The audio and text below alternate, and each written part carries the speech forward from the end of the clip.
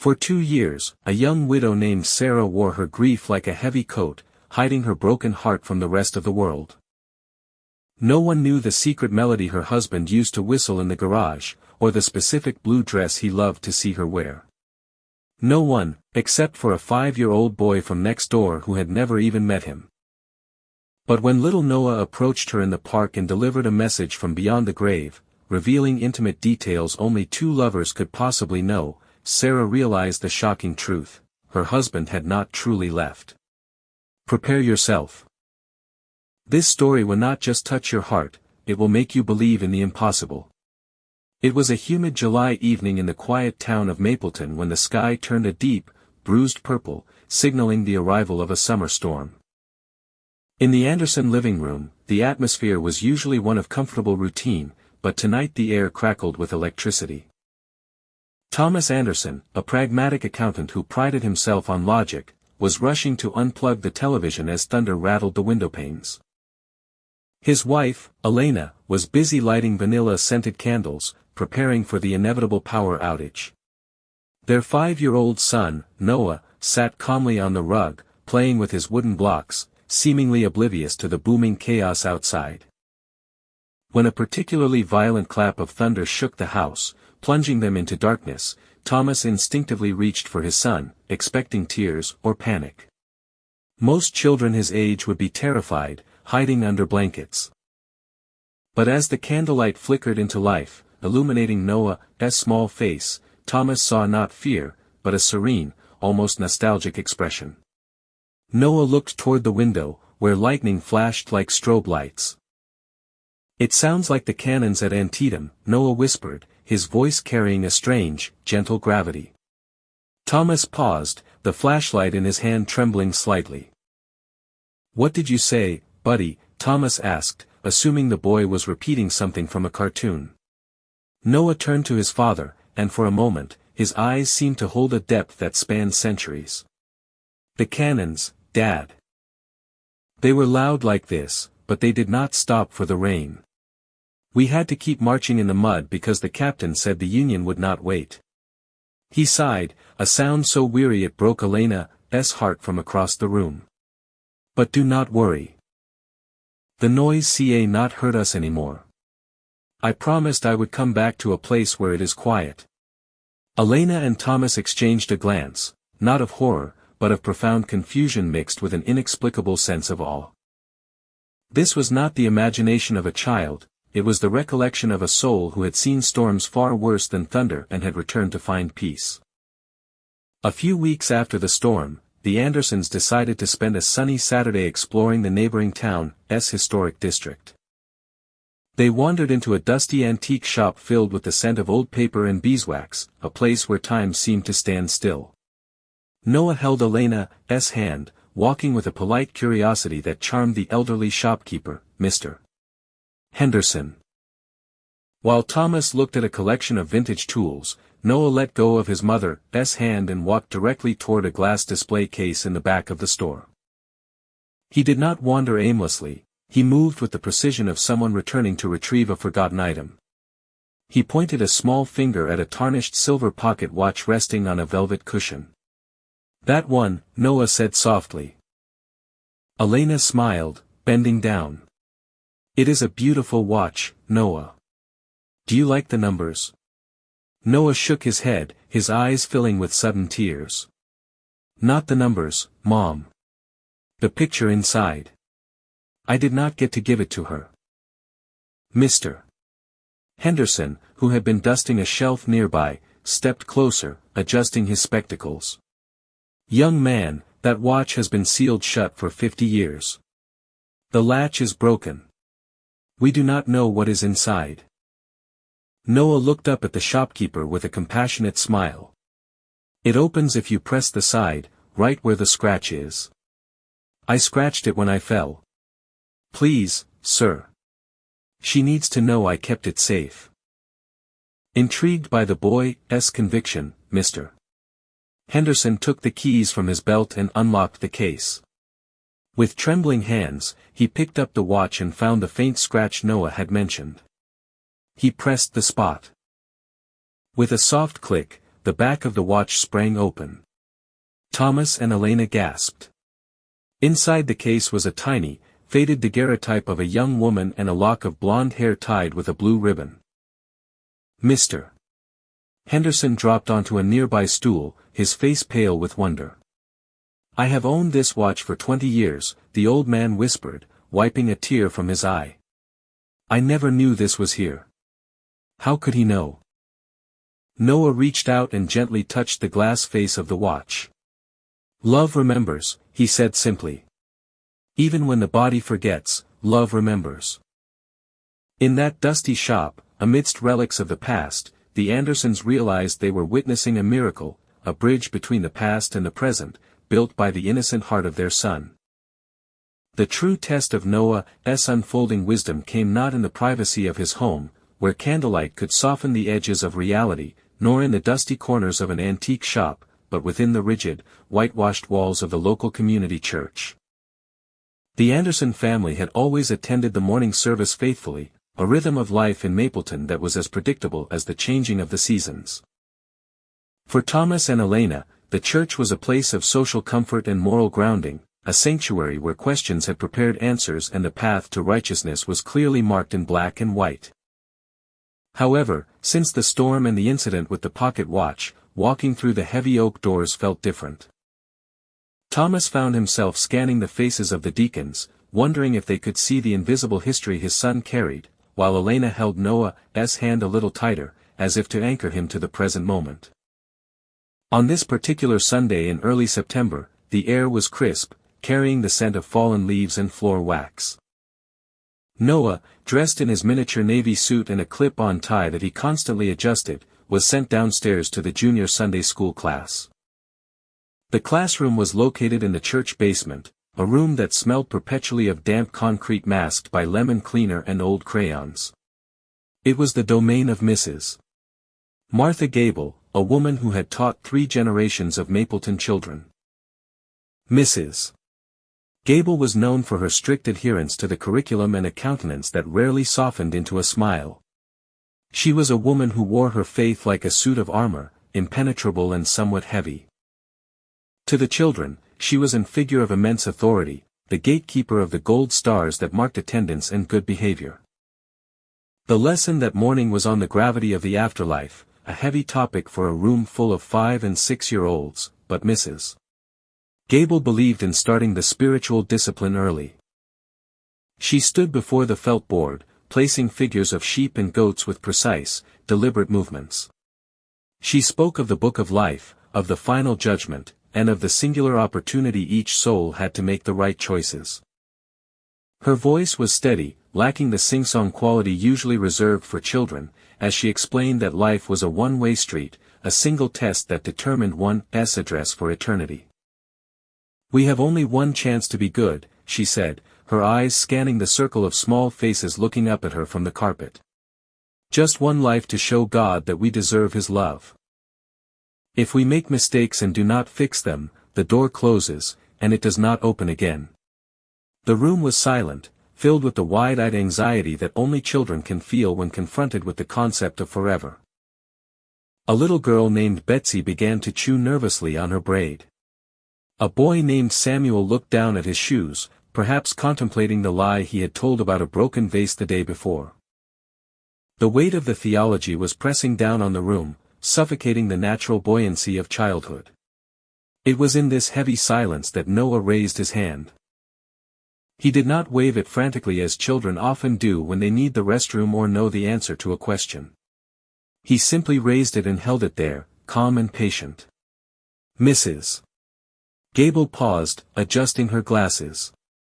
"Yes, Noah. Do you have a question about the sheep?" Noah stood up. He did not look defiant, there was no rebellion in his posture. Instead, he looked at Mrs. Gable with an expression of gentle confusion, as if she had just claimed that the sky was green. "That is not exactly right, Mrs. Gable," he said, his voice soft but carrying clearly in the quiet room. The teacher stiffened. The other children turned to look at Noah, sensing a breach in the protocol. Mrs. Gable frowned, a deep crease appearing between her eyebrows. "Noah, we must listen to the lesson. The Bible tells us, but the book is big," Noah interrupted gently, "and sometimes people read it small." He stepped out of the circle of children, walking toward the felt board. God is not like a teacher who fails you and locks the door.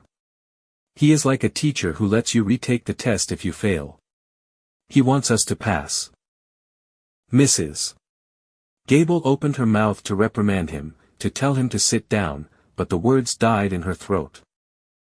There was something in the way Noah stood there, not with the arrogance of a child seeking attention, but with the weary, patient authority of someone who had actually taken the test. "You see," Noah continued, turning to look at his classmates, who were watching him with rapt attention. "I came back. I was here before, a long time ago. I made mistakes. I was scared, and I hurt people because I was scared. If God only gave me one chance, I would not be here. But He sent me back to try again. He sent me back to learn how to be brave without a gun. Now I am learning to be brave with my heart." The silence that followed was different from the one before. It was not heavy or fearful, it was the stunned silence of a room where the air pressure has suddenly changed. Mrs. Gable felt her knees tremble. She reached out and steadied herself against her desk. The strict theological arguments she had prepared dissolved in her mind, replaced by a sudden, piercing memory she kept locked away in the deepest chambers of her heart. 20 years ago, Mrs. Gable had lost her own son, Robert. He had been a troubled young man, full of anger and bad decisions, who had died in a car accident at the age of 19. For 2 decades, Martha Gable had lived with the agonizing, crushing fear that her son had run out of time, that his mistakes had sealed his fate before he had a chance to mature. Her strictness, her rigidity, her obsession with rules, it was all a defense mechanism, a desperate attempt to ensure no other child would fall through the cracks she believed had swallowed her boy. Noah walked over to her. He was so small, barely reaching her waist, yet he seemed to tower over the moment. He looked up at her, and his eyes were full of a compassion that felt ancient. "He is okay, Mrs. Gable," Noah whispered. Martha froze. "Who?" She managed to choke out, her voice cracking. "The one you worry about at night. The one with the fast car." Noah reached out and patted her hand, his touch light and warm. "He says he is sorry he did not listen. He says he had to go to school on the other side to learn the things he did not learn here. But he is not lost. God does not throw people away, Mrs. Gable. He just gives them a new classroom." The armor that Martha Gable had worn for 20 years shattered. A sob escaped her lips, raw and painful, a sound of grief finally being allowed to breathe. She sank into her chair, covering her face with her hands, weeping in front of the children. But it was not a frightening sight. It was a release. The children, sensing the shift, did not laugh or run. They watched with wide, compassionate eyes. Noah stood by her side, his hand resting on her arm, anchoring her through the storm of her emotions. He stood guard over her grief with the stoic patience of a soldier, waiting for the worst to pass. After a long minute, Mrs. Gable lowered her hands. Her face was wet with tears, her glasses askew, but her eyes were clear for the first time in years. She looked at Noah, really looked at him, and saw not a disruptive child, but a messenger.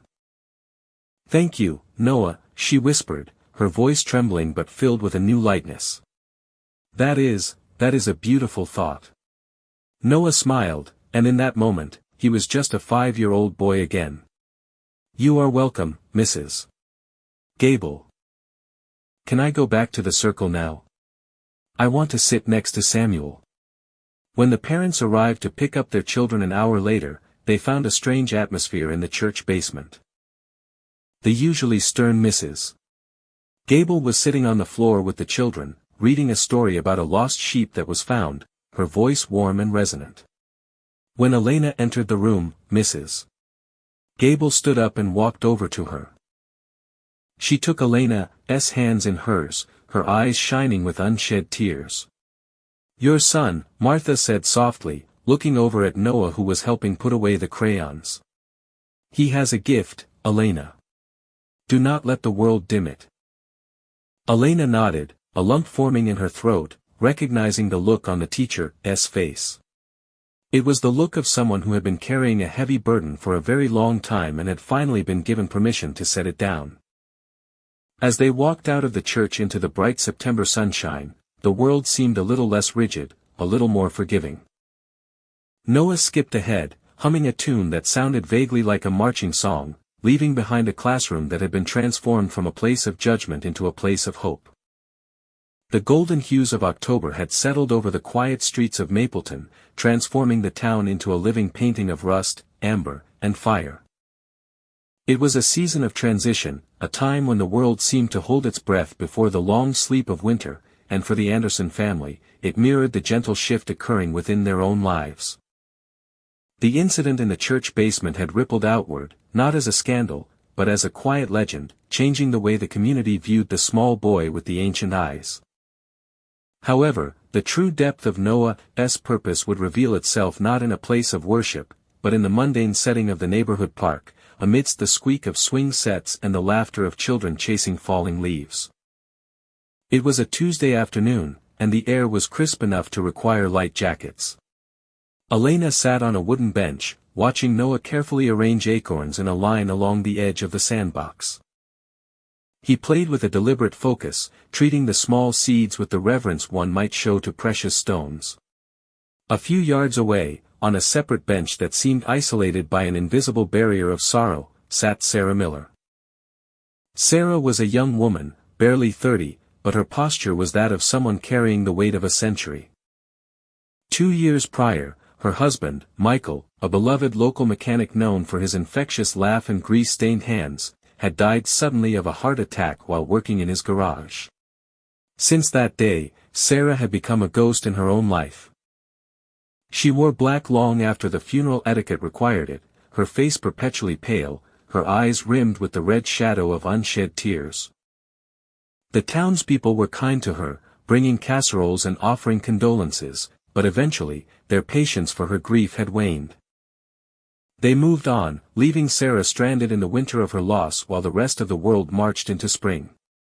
Elena watched her neighbor with a pang of sympathy. She wanted to approach Sarah, to offer a word of comfort, but the wall of grief around the young widow felt impenetrable. It was a silence so loud it drowned out the cheerful noise of the playground. Elena was about to turn her attention back to her book when she saw Noah stand up. He dusted the sand from his corduroy trousers and looked directly at Sarah. There was no hesitation in his movement, no childish shyness. He walked across the mulch with a steady, purposeful stride, clutching a single, perfect red maple leaf in his hand.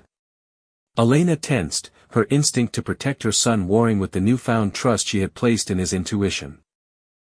She set her book down and watched, ready to intervene if Sarah reacted poorly. Noah stopped in front of the grieving woman.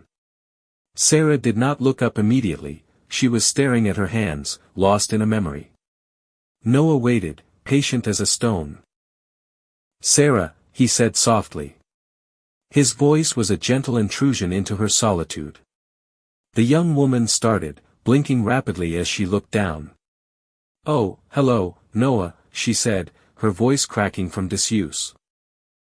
She forced a thin, brittle smile that did not reach her eyes. "I did not see you there." Noah did not return the smile. He studied her face with an intensity that would have been unnerving if it were not so devoid of judgment. "You are still wearing the black coat," he observed. It was not a criticism, but a statement of fact, spoken with the same neutrality as noting the color of the sky. Sarah pulled her coat tighter around herself, a defensive gesture. "Yes, well, it is cold today, sweetie." Noah shook his head slowly. "It is not the cold outside that makes you shiver, Sarah. It is the cold inside." He stepped closer, resting his small hand on her knee. The contact was brief, but it seemed to send a jolt through her. "He is not in the dark, you know." You keep looking for him in the ground, but he is not there. Sarah froze. The air around them seemed to still. What did you say? She whispered, her eyes widening. Your husband, Noah continued, his tone conversational, as if passing along a message from a neighbor who had just popped out to the store. The one who fixed the cars. The one who whistled that song about the river while he worked. He is not in the cold ground. He is in the garden. He says the light there is very bright, like the sun on the chrome of a new car. Sarah gasped, a sound of pure, physical pain mixed with shock. She brought a hand to her mouth. Michael had been famous for his whistling. It was a specific tune, Moon River, that he hummed incessantly while he tinkered with engines.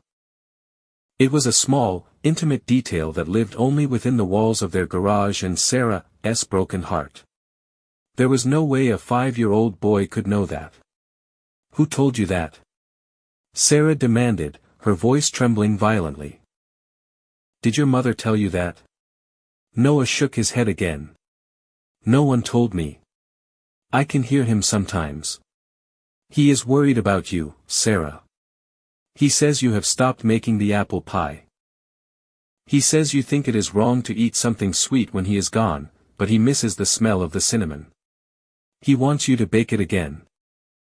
The tears that Sarah had been holding back for 2 years, the tears she had swallowed to keep up appearances, finally broke the dam. She began to weep, not the polite, silent crying of the funeral, but deep, racking sobs that shook her entire body. Elena, seeing this, stood up and took a step forward, but Noah raised a hand slightly, signaling her to wait. He climbed up onto the bench beside Sarah and simply sat there, his small presence acting as an anchor in the storm of her grief. He says you need to stop crying for him because it makes his heart heavy, Noah said, his voice dropping to a soothing murmur. When you cry so much, it is like a fog that keeps him from seeing the path clearly. He is safe, Sarah. Jesus is holding his hand until you get there. It is just like waiting in the next room. You know when you go to the kitchen to get water and he stays in the living room? It is just like that. He is just in the kitchen. Sarah turned and pulled Noah into a desperate embrace, burying her face in his small shoulder. Noah patted her back awkwardly but gently, enduring the flood of emotion with the stoic grace of an old soul. He is fine, Sarah, Noah repeated. He is perfectly fine. And he likes the blue dress. The one with the white flowers. He says you should wear that one instead. Elena watched, tears streaming down her own face, as she witnessed the transformation. As Sarah pulled away, wiping her eyes, her face looked different. The gray pallor of grief had lifted, replaced by a flush of emotion. She looked exhausted, but she also looked alive for the first time in 730 days.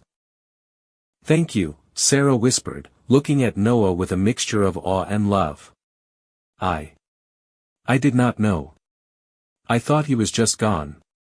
I thought it was just darkness. It is never darkness, Noah corrected her, handing her the red maple leaf he had been holding. It is only morning. We just have to sleep a little bit before we wake up. When Elena finally walked over to collect her son, Sarah looked up at her. The two women exchanged a look that communicated more than words ever could. Your son, Sarah said, her voice steady now, though her eyes still shone. He just gave me my life back, Elena. He opened the window and let the light in. Elena squeezed Sarah's shoulder.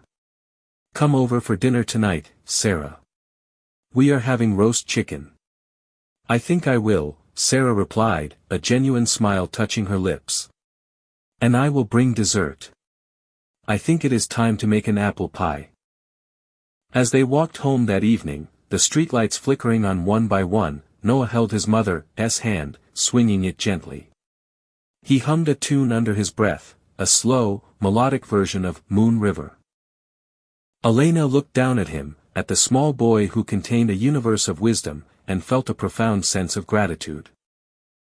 They were no longer just raising a child, they were the guardians of a lighthouse, guiding lost ships safely back to the shore. The autumn wind blew around them, scattering leaves like confetti, celebrating the quiet victory of life over death. The days in the Anderson household had settled into a rhythm that felt deceptively normal, yet beneath the surface of family dinners and bedtime stories, a profound shift was occurring. While Elena had embraced Noah's revelations with the intuitive acceptance of a mother, and the community had begun to view the boy with a mixture of awe and reverence, Thomas Anderson remained a man divided.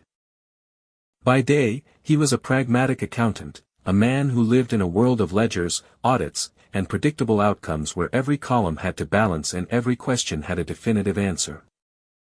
But by night, when the house fell silent and the shadows stretched long across the hallway, he found himself wrestling with a reality that defied every logical principle he had spent 40 years constructing. He loved his son with a fierce, protective intensity, but the fear that Noah was suffering from a delusion, or worse, that the universe was vast and ungovernable in ways Thomas could not comprehend, gnawed at him. He needed proof. He needed the columns to balance. It was a Tuesday night in late November, and a cold rain was lashing against the windows, drumming a restless beat against the glass. The rest of the house was asleep. Thomas sat at the kitchen table, the only light coming from the pale, blue glow of his laptop screen and the amber standby light of the coffee maker. Spread out before him were scraps of paper, notes he had secretly scribbled over the past few months. They contained fragments of Noah's memories, a specific date, the name of a regiment, the description of a muddy hill near a creek, and, most importantly, the name Noah had whispered during the thunderstorm, Ezekiel. Beside the laptop lay the silver pocket watch from Mr. Henderson's shop, which Thomas had quietly purchased the day after their visit, telling Elena he wanted it as a keepsake. Now, it sat heavy in his hand, the scratched letter, J, on the inside cover staring up at him like a challenge. Thomas took a deep breath, the sound loud in the quiet kitchen, and began to type. He navigated to the newly digitized archives of the Civil War Soldiers and Sailors system, a database that was slowly bringing the ghosts of the past into the digital age. His fingers hovered over the keyboard. He felt foolish, like a man chasing a ghost story, but the memory of Mrs. Gable's tears and Sarah's healed heart pushed him forward. He typed in the name, Ezekiel Miller. He filtered the search for Union soldiers. He hit enter and waited, the dial-up connection singing its screeching, static song before the page began to load, line by painful line. The screen refreshed. There were dozens of Millers. Thomas narrowed his eyes, scrolling through the list. He cross-referenced the regiment Noah had mentioned once while playing with his toy soldiers, the 12th Massachusetts Infantry. He scrolled down, his heart hammering against his ribs in a rhythm that matched the rain outside. And then, he stopped. The cursor blinked next to a name. Private Ezekiel Miller. Enlisted, July, 1861. Regiment, 12th Massachusetts Volunteer Infantry. Fate, killed in action, September 17, 1862, at the Battle of Antietam. Thomas sat back, the chair creaking under his weight. The breath left his lungs in a rush. September 17. The date Noah had circled on the calendar in his room without explaining why. Antietam. The place Noah had described as, the loud place by the creek. But it could still be a coincidence, his logical mind argued. A terrible, unlikely coincidence. Thomas clicked on the service record details. The file was sparse, scanned from handwritten logs kept by a company clerk more than a century ago. He squinted at the faded cursive on the screen. Next of kin, mother, Martha Miller. Personal effects returned to, fiancée, Josephine Baker, of Boston. The room seemed to tilt. Josephine. The J on the watch. The watch that had been sealed for 50 years before a 5-year-old boy knew exactly how to open it. The logic that Thomas had clung to like a life raft disintegrated, leaving him adrift in a vast, mysterious ocean. But instead of fear, he felt a sudden, overwhelming wave of clarity. The columns finally balanced. The impossible was simply a variable he had not known how to calculate. He looked at the watch again, no longer seeing a rusted antique, but a testament to a love that had survived death, a promise kept across the span of time. His son was not sick. His son was not delusional. His son was a traveler who had returned. Thomas stood up, his legs feeling unsteady, and walked out of the kitchen.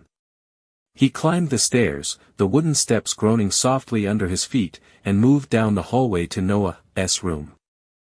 He pushed the door open gently. The room was bathed in the soft glow of a nightlight shaped like a rocket ship. Noah was asleep, curled on his side, one hand clutching the edge of his blanket, the other resting under his cheek. He looked so small, so fragile. It seemed impossible that this tiny body could house a spirit that had marched through the mud of 1862, that had known the terror of cannon fire and the heartbreak of leaving a woman named Josephine behind. Thomas walked to the side of the bed and sat down on the floor, resting his back against the frame. He watched his son breathe, the steady rise and fall of his chest. For the first time, Thomas did not look at Noah and wonder what was wrong with him. He looked at him and wondered who he was. He felt a profound sense of unworthiness. How was he, a simple accountant who worried about mortgage rates and lawn care, equipped to raise a soul that had already lived, loved, and died? Noah stirred. He turned over, blinking his eyes open. He did not startle, he simply looked at his father with that familiar, calm gaze. "Dad?" he whispered, his voice thick with sleep. "Why are you crying?" Thomas reached up and touched his own cheek, surprised to find it wet. He had not realized he was weeping.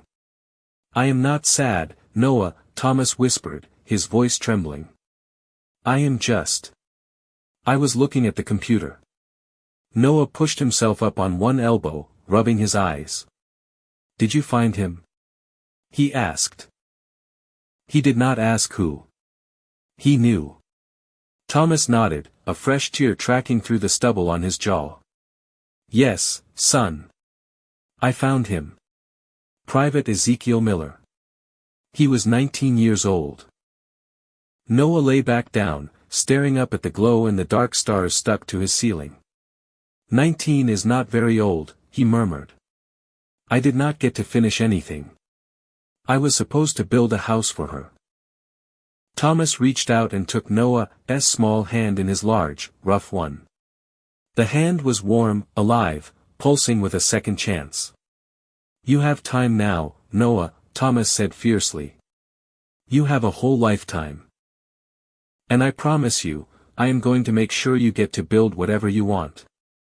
I will not let the loud noises hurt you this time." Noah turned his head on the pillow and smiled. It was the smile of a child who feels safe, but the eyes were the eyes of an old friend. "I know, Dad. That is why I picked you." Thomas froze. "You picked us?" Noah nodded, his eyelids drooping as sleep began to pull him back. "Before I came down, I saw you and Mom. You looked like you needed someone to teach you how to not be so worried all the time. And I needed a dad who could fix things, just in case I broke again." Thomas laughed, a watery, choked sound. "Well, I can fix things," he said. "I can definitely fix things." Noah squeezed his father's hand. "Good. Now go to sleep, Dad. The war is over. We are safe." Thomas sat there for a long time after Noah's breathing evened out into the rhythm of deep sleep. He held his son's hand until his own legs went numb. "The war is over." The words echoed in the quiet room. Thomas Anderson, the skeptic, the man of logic, finally let go of his own battle. He leaned forward and kissed Noah's forehead, right above the eyebrows. "Good night, Ezekiel," he whispered into the dark. "Good night, Noah." He left the room, leaving the door slightly ajar so the light from the hallway could get in. He walked back downstairs, closed the laptop, and turned off the kitchen light. As he walked up the stairs to bed, Thomas Anderson did not feel fear for the future. He felt only a profound privilege. He was the guardian of a miracle, and for the first time in his life, he understood that some things did not need to be proven to be true, they just needed to be loved. Time, much like the river Noah had once spoken of with such reverence, continued its steady, unrelenting flow through the town of Mapleton. The sharp, vibrant days of that transformative autumn eventually softened into the gray quiet of winter, which gave way to the bursting green of spring, and so the years rolled on, one after another, stacking up like the rings of an ancient oak tree. The Anderson household, once a place of quiet tension and whispered secrets, had blossomed into a sanctuary of warmth and open windows. The neighbors who had once peered through their blinds with suspicion now waved from their porches, drawn in by the inexplicable peace that seemed to radiate from the White House on Elm Street. However, the most profound changes were not visible in the fresh coat of paint on the siding or the well-tended garden where Sarah Miller now grew prize-winning roses. The changes were internal, woven into the very fabric of the family's soul. As Noah grew from a precocious 5-year-old into a lanky, energetic 10-year-old, and then into a thoughtful teenager, the vivid, piercing memories of the 19th century began to fade. It was a natural process, as gentle and inevitable as the morning mist evaporating under the midday sun. The thunderous roar of the cannons at Antietam, which had once made him tremble under his covers, became a distant echo, eventually quieting into silence. The face of Josephine, the woman he had once wept for with a grief too heavy for a child's heart, blurred in his mind's eye until she became more of a feeling than a picture, a sense of warm, golden love rather than a specific lost romance. The intricate details of military regiments, the smell of black powder, and the sensation of mud seeping into leather boots slipped away, replaced by the immediate, pressing concerns of algebra tests, baseball practice, and the nervous excitement of school dances. Thomas and Elena watched this fading with a mixture of relief and wistfulness. They did not try to cling to the past, nor did they force Noah to recount his stories to keep them alive. They understood that the memories had served their purpose, they had been the bridge that brought Ezekiel Miller home and allowed him to finally rest, leaving Noah Anderson free to live his own life. Yet, while the specific details of the soldier's life vanished, the wisdom that the soul had carried across the divide of death remained. It was baked into Noah's character like clay fired in a kiln. He possessed an empathy that was startling in its depth, a kind of radar for the suffering of others that made him a natural peacemaker on the playground and a confidant to his peers in high school. When a classmate was bullied, Noah did not respond with anger, he intervened with a calm, steady presence that diffused the situation without violence, as if he knew, deep in his bones, the futility of fighting. When his grandfather passed away when Noah was 15, while the rest of the family wept with the raw pain of loss, Noah held his mother's hand and told her, with a smile that reached his eyes, that Grandpa was simply busy inspecting the carpentry in the next room. Thomas kept the silver pocket watch in a velvet box on his dresser, a silent sentinel of the miracle they had witnessed. Occasionally, late at night, he would take it out and run his thumb over the scratched letter on the inside cover, a tactile reminder that the universe was vast, mysterious, and ultimately benevolent. He was no longer the man who needed every column to balance in a ledger, he had learned to live comfortably in the spaces between the numbers, accepting that love was the only logic that truly mattered. He and Noah never spoke of the Civil War anymore, but there was a bond between them, a shared secret that manifested in quiet looks and firm handshakes, an acknowledgement that they were not just father and son, but two souls who had chosen each other across the expanse of time. One summer evening, just before Noah was set to leave for college, the family sat on the back porch, watching the fireflies dance in the twilight. Sarah Miller, now remarried and laughing with a lightness that would have seemed impossible years ago, was there with her new husband. The conversation drifted, as it often does on such lazy nights, to the big questions of life, the future, the fear of the unknown, the mysteries of what comes next. A neighbor, unaware of the family's history, made a passing comment about the finality of death, calling it the end of the line. Noah, now 18 years old, leaned forward in his chair. The boyish roundness was gone from his face, replaced by the strong jaw of a young man, but when the porch light caught his eyes, the ancient depth was still there, shimmering beneath the surface. "It is not a line," Noah said softly, his voice stopping the conversation. "It is a circle. We just walk around the bend where we cannot be seen for a while, but the path keeps going." The neighbor looked confused, but Elena smiled, catching Thomas's eye. It was a flash of the 5-year-old boy in the kitchen, the soldier in the storm, the teacher in the church basement. The memory was gone, but the knowing remained. This story, the chronicle of Noah Anderson and the soldier he once was, teaches us that the veil between the here and the hereafter is thinner than we dare to hope. It reminds us that wisdom is not always the product of age and gray hair. Sometimes, it arrives in the smallest of packages, carried by children who have not yet forgotten where they came from. Noah's journey from a frightened child reliving a war to a young man living a life of purpose demonstrates that we are not defined by our pasts, even the ones we lived a century ago, but by how we use those lessons to love in the present. As Noah packed his bags for university, leaving behind the room where he had once drawn pictures of burning houses and marching men, he left his parents with a final gift, not a prophecy or a revelation, but a sense of absolute, unshakable peace. They knew that wherever he went, whatever challenges he faced, he would be safe. He had survived the cannons of Antietam, he had survived the grief of a lost love, and he had found his way back to a family who cherished him. He was a traveler who knew the map, even if he had folded it up and put it away. In the end, the lesson of Mapleton is simple yet profound. We are all just walking each other home, guided by the lights of those who have gone before us and the love of those who walk beside us. And as Noah once told a grieving widow on a park bench, surrounded by the falling leaves of autumn, it is never truly darkness that falls upon us at the end. It is only the brief, quiet pause before the morning comes again, bright and new and full of promise.